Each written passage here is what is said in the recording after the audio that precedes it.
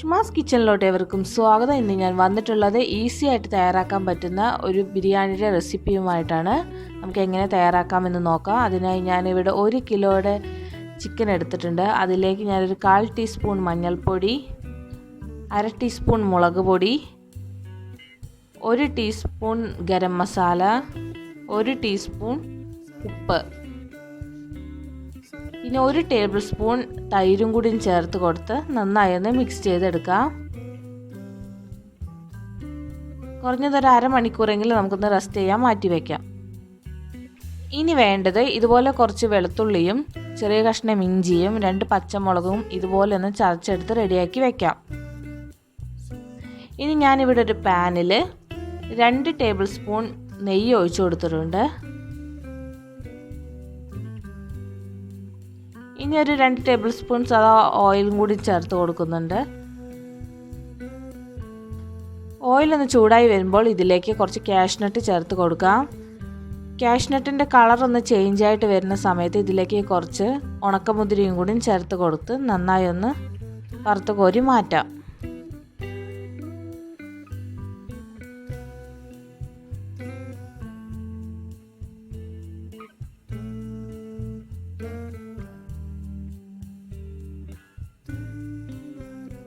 അതേ ഓയിലോട്ട് തന്നെ 2 ചെറിയ കഷ്ണം കറുവപ്പട്ട, ഒരു 7-8 ഗ്രാമ്പൂ, 4-5 ഏലക്കായ,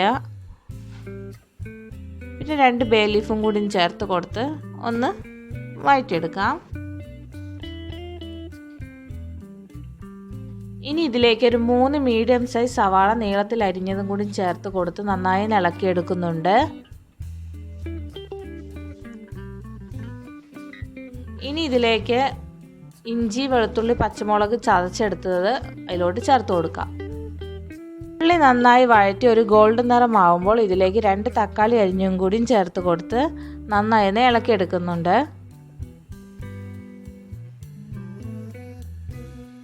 ഇപ്പോൾ തക്കാളി എല്ലാം നന്നായി വെന്ത് വന്നിട്ടുണ്ട്. ഈ സമയത്ത് നമുക്ക് ഒരു 1/4 ടീസ്പൂൺ മഞ്ഞൾപ്പൊടിയും, 1/2 ടീസ്പൂൺ മുളക് പൊടി, 1 ടീസ്പൂൺ മല്ലിപ്പൊടി, 1 ടീസ്പൂൺ ഗരം മസാല എന്നിവ ചേർത്ത് കൊടുത്ത് നന്നായി ഒന്ന് വഴറ്റിയെടുക്കാം. പൊടിയുടെ പച്ചമണം മാറിയതിന് ശേഷം നമ്മൾ നേരത്തെ മസാല പുരട്ടി വെച്ചിരുന്ന ചിക്കൻ കൂടി അതിലോട്ട് ചേർത്ത് കൊടുക്കാം.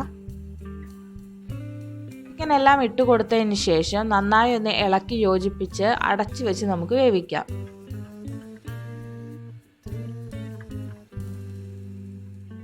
അങ്ങനെ ഏകദേശം ഒരു 10 മിനിറ്റിന് ശേഷം ഞാൻ തുറന്നു കൊടുക്കുകയാണ്. ചിക്കൻ ഒരുവിധം വെന്തിട്ടുണ്ട്. ചിക്കനിൽ നിന്നെല്ലാം വെള്ളം ഇറങ്ങിയിട്ടുണ്ട്. ഇനി നമുക്ക് ബിരിയാണിക്ക് ആവശ്യമായിട്ടുള്ള വെള്ളം ഒഴിച്ചു കൊടുക്കാം. ഞാനിവിടെ 2 കപ്പ് ബസുമതി റൈസാണ് എടുത്തിരിക്കുന്നത്. 2 കപ്പ് അരിക്ക് 3 കപ്പ് വെള്ളം എന്ന കണക്കിലാണ് ഒഴിച്ചു കൊടുക്കുന്നത്. പക്ഷേ ചിക്കനിൽ നിന്നെല്ലാം വെള്ളം ഇറങ്ങിയിരിക്കുന്നത് കൊണ്ട് ഞാനൊരു 2.25 കപ്പ് വെള്ളം മാത്രമേ ഒഴിച്ചു കൊടുക്കുന്നുള്ളൂ.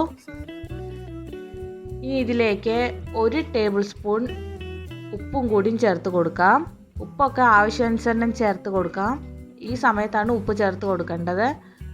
ഇനി ഇതെല്ലാം നന്നായി തിളച്ച് വരുന്ന സമയത്ത് നമുക്ക് അരി ചേർത്ത് കൊടുക്കാം. കഴുകി ഒരു അരമണിക്കൂർ വെള്ളത്തിൽ കുതിർത്തെടുത്ത അരിയാണ് ചേർത്ത് കൊടുക്കുന്നത്. അരി മുഴുവനായും ചേർത്ത് കൊടുത്തതിന് ശേഷം ഒരു തവി വെച്ച് ഒന്ന് ഇളക്കി കൊടുത്ത് ഒന്ന് ലെവൽ ചെയ്ത് വയ്ക്കാം.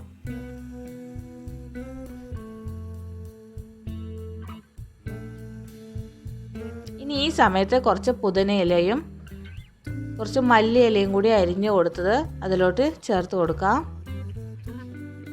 കൂട്ടത്തിൽ കുറച്ച് 1 ടേബിൾ സ്പൂൺ നെയ്യും കൂടി ഞാൻ ഒഴിച്ചു കൊടുക്കുന്നുണ്ട്. അത് ആവശ്യമുണ്ടെങ്കിൽ ചെയ്താൽ മാത്രം മതിയാവും. ഇനി നമുക്ക് അടച്ച് വെച്ച് മീഡിയം ഫ്ലെയിമിൽ ഒരു 15 മിനിറ്റ് വേവിക്കാം. അങ്ങനെ 15 മിനിറ്റിന് ശേഷം കറക്റ്റ് വേവിൽ തന്നെ കിട്ടിയിട്ടുണ്ട്. നമ്മുടെ ബിരിയാണി റൈസ് ഇവിടെ റെഡി ആയിട്ടുണ്ട്. ഇനി ഞാനൊന്ന് ഇളക്കി എടുക്കുന്നുണ്ട്. എല്ലാം പെർഫെക്റ്റ് ആയിട്ടാണ് വെന്തിരിക്കുന്നത്. അടിയൊന്നും പിടിച്ചിട്ടൊന്നുമില്ല. കറക്റ്റായിട്ട് വെന്തിട്ടുണ്ട്. ഇനി അവസാനമായി ഇതിലേക്ക് നമ്മൾ നേരത്തെ വറുത്ത് കോരി വെച്ച കാഷ്നട്ടും ഉണക്കമുന്തിരിയും കൂടി ചേർത്ത് കൊടുക്കാം. ഇത്രയേ ഉള്ളൂ, നമ്മുടെ ബിരിയാണി ഇവിടെ റെഡി ആയിട്ടുണ്ട്. സിമ്പിളായിട്ട് തയ്യാറാക്കാൻ പറ്റുന്ന ഒരു ബിരിയാണിയാണ്, ആർക്കും തയ്യാറാക്കാം. ഈ വീഡിയോ നിങ്ങൾക്ക് ഇഷ്ടമായെങ്കിൽ ലൈക്ക് ചെയ്യാനും ഷെയർ ചെയ്യാനും സബ്സ്ക്രൈബ് ചെയ്യാനും മറക്കല്ലേ. കൂട്ടത്തിൽ ആ ബെൽ ഐക്കണും കൂടി ക്ലിക്ക് ചെയ്താൽ ഞാൻ ഇടുന്ന വീഡിയോസിന് നോട്ടിഫിക്കേഷൻ ലഭിക്കുന്നതായിരിക്കും. താങ്ക്